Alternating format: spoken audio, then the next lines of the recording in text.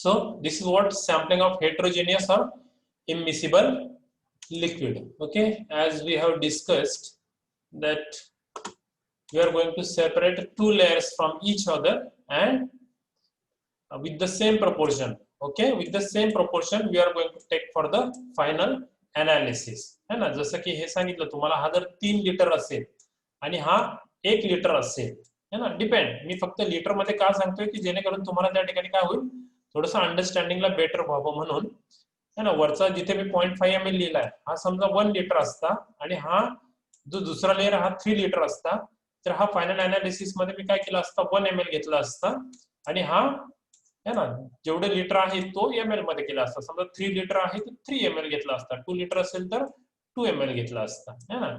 आणि मग त्यातून थोडासा त्या ठिकाणी एकत्र करून हे आणि त्यातून थोडासा काढून त्याचं काय केलं असतं, मी त्या ठिकाणी अनालिसिस केलं असतं.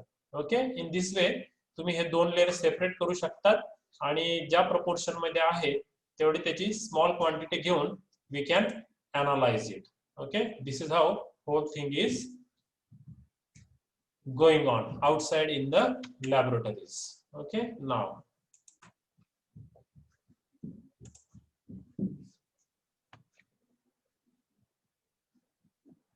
next is the sampling of emulsion or unstable suspension. Emulsion or unstable suspension, काय म्हटलं ते, unstable suspension. काय करायचं आहे, if you are able to separate two phases from each other, if you are able to, okay, separate two phases from each other, in that case you can separate two phases. Okay, म्हणजे जे emulsion ज्याचं आहे ते droplets असतात liquid मध्ये. See this will appears like this, की याच्यामध्ये एक फेज आहे असं समजा, लिक्विड भरलेलं आहे, पाणी आहे आणि त्याच्यामध्ये ह्या पाण्यामध्ये, है ना, हे you can see this, you can consider this as a water. Okay, no problem. So this is what the water inside your test tube. Now see, and if emulsion is there, it will be like this. See, है ना, छोटे छोटे त्या ठिकाणी तुम्हाला अगदी छोटे छोटे त्या ठिकाणी पार्टिकल किंवा पार्टिकल सारखं दिसेल. Okay, but that is a liquid. Okay, that is a liquid. Okay, और you can say semi solid त्याच्यामध्ये आहे. मग काय करायचं, हे दोघं जर सेपरेट होत असतील कूलिंग करून, if it is possible to separate this two, है ना, तर ते दोन सेपरेट करून घ्या. ही एक मेथड आहे, है ना. हा जो रेड आहे ना, हा एक तुमचं त्या ठिकाणी इमल्शनचे जे पार्टिकल्स आहे किंवा जे आहे त्याच्यामध्ये ड्रॉपलेट्स असतील ते सेपरेट करा आणि पाणी सेपरेट करा. या दोन गोष्टी सेपरेट करून ते ज्या प्रपोर्शन मध्ये आहे, जसं आधीच्या टेक्निक मध्ये बघितलं आपण, है ना, काय बघितलं अगोदरच्या टेक्निक मध्ये, हा प्रपोर्शन मध्ये घेतला, जेवढा लिटर होता तेवढं ml मध्ये घेतलं, हे जेवढं लिटर होतं तेवढं ml मध्ये घेतलं, है ना. तसं इथे करूयात आपण. हे एकमेकांच्या पर्सेंटेज मध्ये समजा एक आहे तो 1 ml आहे, है ना, जे ड्रॉपलेट्स आहे ते 1 ml आहे त्याच्यामध्ये. तुम्ही बाहेर काढल्यानंतर तुमच्या असं लक्षात येते, किंवा यू कॅन टेक अ वजन वेट, है ना, if it is 1 gram, 1 ml और 1 gram, you can say 1 gram. Okay, आणि वॉटर जो आहे त्याच्यामध्ये तो आहे 1 litre, that is 1 litre. Okay, or 1 kg, you can say 1 kg. Okay, so if you want to take for the sampling or for the analysis purpose, what will happen, तुम्हाला हे दोघं separate केले तेव्हा कळाले की हा 1 ml आहे आणि दुसरा किती 1 लिटर आहे. मग याचा किती पोर्शन, याचा जर यू कॅन कन्सिडर हिअर, जर तुम्ही हा जर 1 ml घेतला out of 1 litre, out of 1 litre हा जर तुम्ही 1 ml घेतला, तर ह्या 1 ग्राम मधून किंवा ह्या 1 ml मधून किती घ्या. So you need to take it as a 0.001 ml और ग्राम, ml और ग्राम. आणि मग आता हे दोन मिक्स करणार आहे तुम्ही, and that you are going to use for the analysis, that you are going to use for the analysis, है ना. एक तर फिल्टर करून सुद्धा सेपरेशन पॉसिबल होतं याच्यामध्ये. समजा हा जर सॉलिडिफाय झाला वरचा, है ना, जे की याच्यामध्ये जे हे आहे ड्रॉपलेट्स आहेत ते, तो सॉलिडिफाय पण होतो कधी कधी. याचं वजनाच्या फॉर्म मध्ये घ्या किंवा लिटर त्याच्या या लिक्विड फॉर्म मध्ये असेल तर ते जसं तुम्हाला घ्यायचं तसं घेऊ शकतात. Either on the basis of weight और on the basis of volume you can take proper proportion of this two. Okay, and you can analyse, that is very easy. Okay, so ही एक मेथड आहे. असं नाही जमलं तर दुसरी काय मेथड आहे, शेक इट विगरसली. खूप जोरामध्ये हलवा तो. हा जो आहे ना दोघी जे इमल्शन जे आहे हे खूप जोरामध्ये शेक करा. शेक केल्यामुळे काय होईल ते खूप मिक्स होतील स्ट्रॉंगली. मिक्स झाल्यानंतर मिक्स झाल्या काय करायचंय लगेच त्याच्यामधून काय करायचंय तुम्ही त्या ठिकाणी खूप विगरसली शेक केलं आणि मिक्स झालं की लगेच त्याच्यामधून काय करायचंय थोड्या फॉर्म मध्ये इथे सॅम्पल काढून घ्यायचा 1 ml 2 ml. खूप विगरसली शेक झालं की लगेच तुम्ही सॅम्पल काढून घ्या जेणेकरून काय हे टोटली मिक्स झालेले असतील आणि इक्वल चान्स असेल आणि त्यामध्ये होमोजिनिटी तयार होईल. एक kind of homogeneity will be there and that you can consider as homogeneous and that you can take it out किंवा after shaking. If this is not possible, one more thing is there for the crystallized solid, partially crystallized solid. काय करायचं आहे थोडेसे solid असतात. काय असतं की liquid असतं आणि त्या लिक्विड मध्ये थोड्या फॉर्म मध्ये काय होतं याच्यामध्ये थोडीशी सॉलिड असतात खाली आहे ना काही फॉर्म मध्ये समजा थोडेसे क्रिस्टल आहे ना sorry so here it is you can से इथे थोडेसे सॉलिड आहे काही प्रमाणामध्ये आणि ते सॉलिड जे आहे याच्यामध्ये पूर्ण लिक्विड भरलेला आहे पाणी आहे समजा पण त्याच्यात सॉलिडिफाईड मटेरियल आहे आणि on heating that is possible to dissolve. मग काय करायचंय याला हीट द्या. हीट दिस आणि ही टेस्ट ट्यूब हीट करा किंवा ते जे आहे ते हीट करा. हीट केल्यानंतर हे डिझॉल्व होते. हे जे तुम्हाला रेड कलर दिसतात ना that is going to dissolve clearly है ना आणि ते डिझॉल्व झाल्यानंतर it will become homogeneous like a homogeneous and take 1 ml or 2 ml whatever quantity you want that use that for the analysis purpose. Instrument मध्ये ती तुम्ही वापरू शकता. ओके इथे गरम करून होमोजिनियस केलाय इथे शेक करून होमोजिनियस करण्याचा प्रयत्न केलाय आणि त्याच्या अगोदर शेक नव्हता केला 2 लेअर सेपरेट केले होते है ना आणि मग ते वेट त्यांचं वजन करस्पॉन्डिंग वजनाच्या बेसवरती किंवा व्हॉल्यूमच्या बेसवरती प्रपोर्शन घेतलं होतं. या ठिकाणी तुम्ही काय केलं होतं या केसमध्ये व्हॉल्यूमच्या बेसवरती प्रपोर्शन घेतलं होतं. Okay now see sampling of static and flowing liquid. Sampling of static and flowing liquids बघा आता तिथे स्टॅटिक आणि काय होतं तुमचं डायनामिक होतं है ना याच्यामध्ये गॅसेस मध्ये होतं. आता इथे स्टॅटिक आणि फ्लोविंग लिक्विड आहे. स्टॅटिक लिक्विड म्हणजे जे ड्रम मध्ये भरलेले आहे कंटेनर मध्ये भरलेले आहे तळ्यामध्ये आहे घरामध्ये तुमचे भांडे भरून ठेवलेले आहेत है ना that liquid is called as a static liquid. असे ऍसिड भरून ठेवलेले केमिस्ट्री लॅब मध्ये अल्कोहोल्स भरून ठेवले bulk material field of different you know की त्या ठिकाणी तुमचे कार्बॉय असतील ते कार्बॉय भरून ठेवलेले आहेत दॅट इज स्टॅटिक. आणि जे फ्लोविंग आहे नदीमधून the water is flowing from the river okay और there is a pipeline of petrol और diesel from which that petrol और diesel is flowing okay or that acid is flowing any other liquid is flowing in the industry there are different liquid pipelines and that liquid flows through that pipeline and that goes to the reactor. That pipeline you may consider की liquid flow होत आहे. मग या दोघांची सॅम्पलिंगची method वेगळी आहे. आता now we will first see what is sampling of flowing liquid. एक मोठीशी त्या ठिकाणी काय म्हटलं मी तुम्हाला काय आहे समजा पाईपलाईन आहे. काय आहे पाईपलाईन आहे. अगदी असं समजा की 1 kilometre 2 kilometre what ever it may be अशी पाईपलाईन आहे आणि ही पाईपलाईन 100 मीटर आहे समजा असं समजा.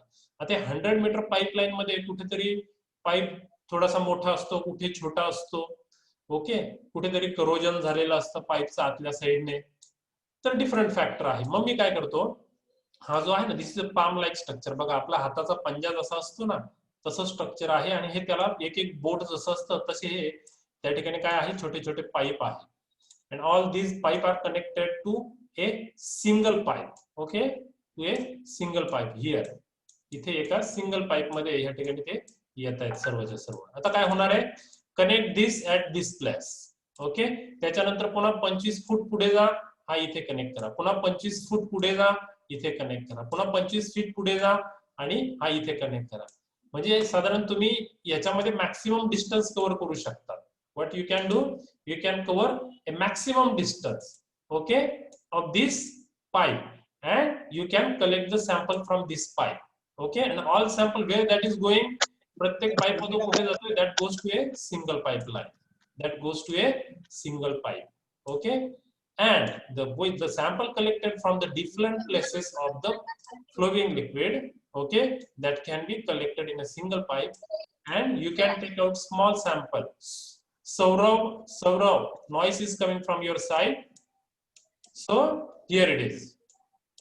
Listen. Okay. That goes inside now here. Okay. आणि याच्यामधून तुम्ही Saurav, we Saurav Pawar. Be careful. Mute your side. Otherwise, you can go out of this classroom.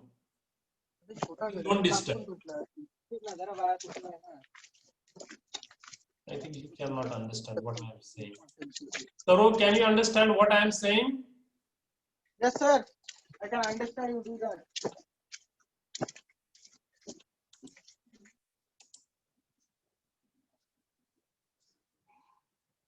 Yes. So now ह्याच्यामध्ये तुम्ही लिक्विड कलेक्ट केलेलं आहे आणि ते काय करू शकता तुम्ही याच्यातून अगदी स्मॉल क्वांटिटी 1 ml 2 ml घ्या आणि you can use it for the analysis purpose. You can use it for the analysis purpose. Right? This is what whole thing is. Okay? So this is what sampling of flowing liquid. मग कुठलाही flowing liquid असू दे. नदी आहे समजा नदीमध्ये सुद्धा तुम्ही त्या ठिकाणी ठिकठिकाणी सॅम्पल ह्या पाईप थ्रू कलेक्ट करू शकता. That is also possible. Okay but specially pipeline ज्या असतात त्याच्यासाठी हे मल्टिपल ट्यूब सॅम्पलर वापरतात. मल्टिपल म्हणजे एकापेक्षा जास्त ट्यूब आहेत आणि त्या एकाला कनेक्ट आहेत म्हणून multiple tube sampler. This is what whole thing is. Okay now the next sampling of static liquid. जे लिक्विड फ्लो मध्ये नाही आहे त्याला काय म्हणूयात आपण स्टॅटिक लिक्विड है ना. हे बघा इथे तळ आहे लेक आहे पाणी साठलेलं आहे. You can see on your screen. 1 minute let me change the color so that you can get it clear. Okay, so see here है ना. इथे तुम्ही बघू शकता this is what the lake from which this fellow is collecting sample है ना. This fellow is collecting sample.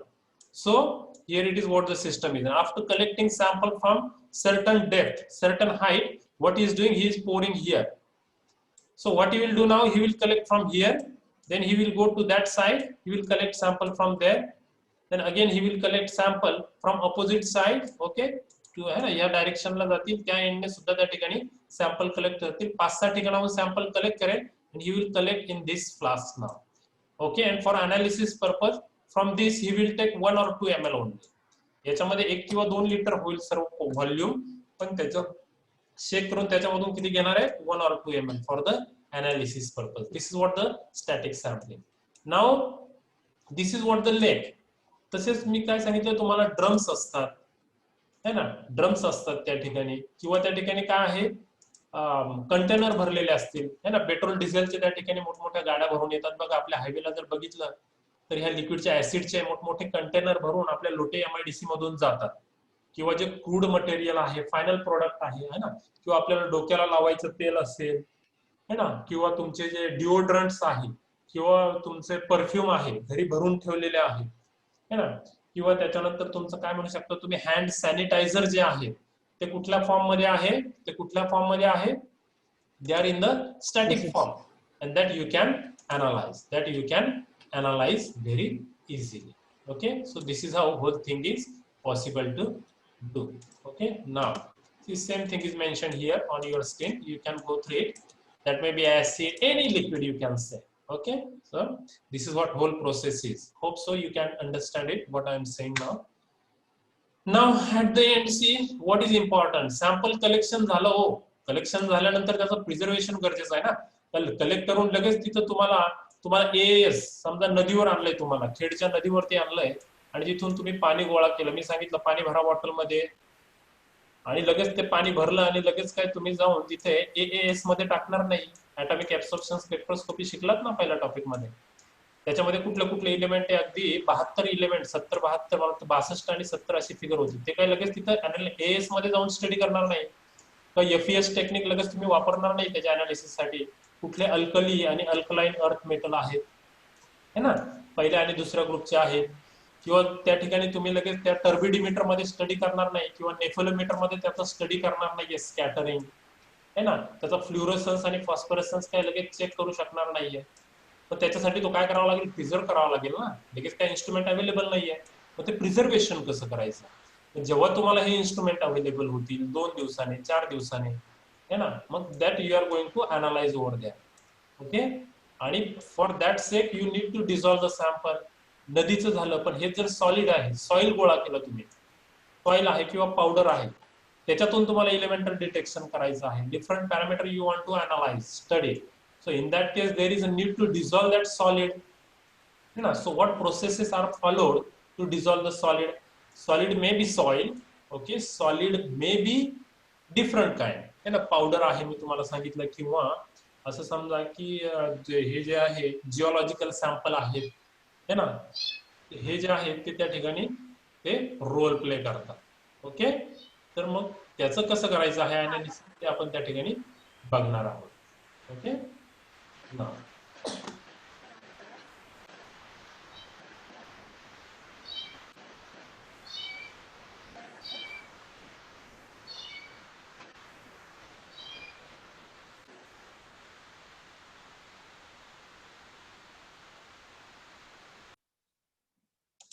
C now collection. Collection कसा collect केलेला आहे ते या ठिकाणी आपण बघूयात ना. ओके ना, कलेक्शन जे आतापर्यंत ज्या प्रोसेसेस बघितल्या, that all the processes are of sample collection. All the processes are of sample collection, है ना. So far whatever we have studied, that is a collection of sample. Okay, it may be, that depends upon now it's a physical state, solid, liquid, gas, whatever it may be, on that basis or any other state. Okay, so you can see here now, when there is a gap between collection and analysis, there is a need of preservation. आज sample collect केला आहे आणि एक हफ्त्यानंतर तुम्हाला जर अनालिसिसचं instrument available होणार असेल, तर त्या सॅम्पलचं काय करावं लागेल, आपल्याला प्रिझर्वेशन करावं लागेल, है ना. So how we can go for the preservation, है ना. Sample is preserved, what are the things, its physical and chemical properties must be remain constant or must retain till the analysis of sample. तो जसा collect केला आहे, जे त्याचं composition आहे तेच कंपोजिशन कुठपर्यंत पाहिजे, अनालिसिस करेपर्यंत तेच कंपोजिशन त्या ठिकाणी राहायला पाहिजे. ही एक महत्वाची कंडिशन आहे. दुसरी जी कंडिशन आहे, it should not react with the environment, that is very important. Okay, and should not react with the sample container also. It should not react sample container also. After that, component of sample should not react among themselves. Sample चे जे component आहे वेगवेगळे, त्याच्यामध्ये impurities असतील काही आणि काही असेल, ते त्यांच्यामध्ये सुद्धा काय रिॲक्ट व्हायला नको आहे. Okay, and whatever physical process you are going to carry out, है ना, ट्रान्सपोर्टेशन असेल किंवा स्टोरेज असेल, ते सर्व करताना त्याच्या फिजिकल प्रोसेसेस जे आहे त्याच्यामध्ये त्या करताना त्याचं कंपोजिशन चेंज व्हायला नको. That must remain as it is. नाही तर काय होईल, त्याच्यात एखादा व्होलाटाईल लिक्विड असेल, है ना, तर ते इव्हॅपोरेट होऊन जाईल आणि सॅम्पलिंगचं जे अनालिसिस असेल, सॅम्पल नंतर अनालिसिस, ते तुमचं प्रॉपर होणार नाही. Okay, so dissolution of the sample, how you are going to dissolve the sample.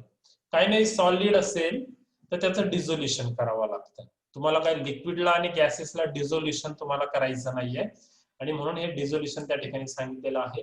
So you can go through the book in a detail also, but here in short I am going to tell you what the dissolution is.